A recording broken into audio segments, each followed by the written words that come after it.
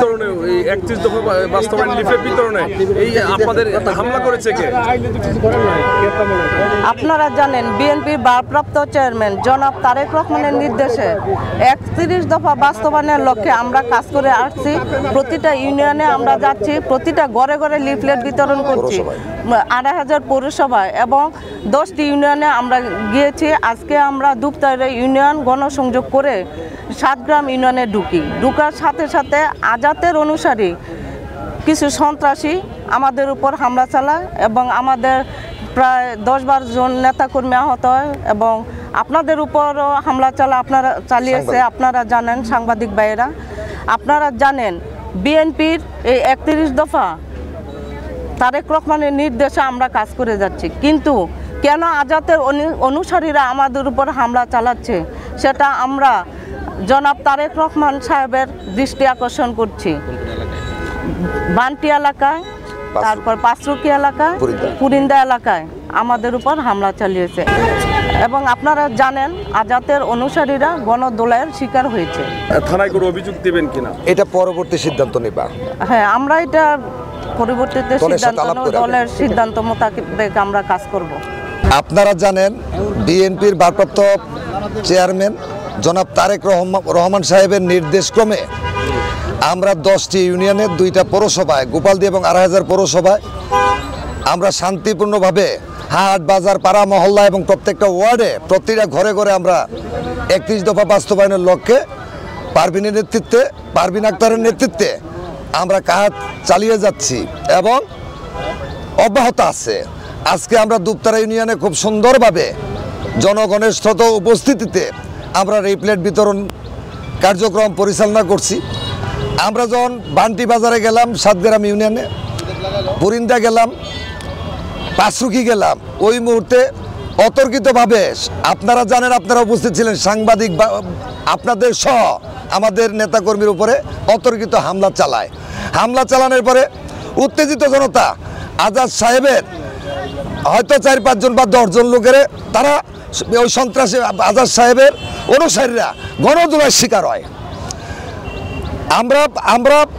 আমরা চাচ্ছি দলীয়ভাবে সঠিক একটা সিদ্ধান্ত যাতে নির্বিঘ্নে নিরাপদে 16 বছর পর দলের নেতাকর্মীরা দলের কাজ করতে পারে, কোনো ব্যক্তির কাজ আমরা করব না, আর দলের সিদ্ধান্তের বাইরে আমরা যাব না।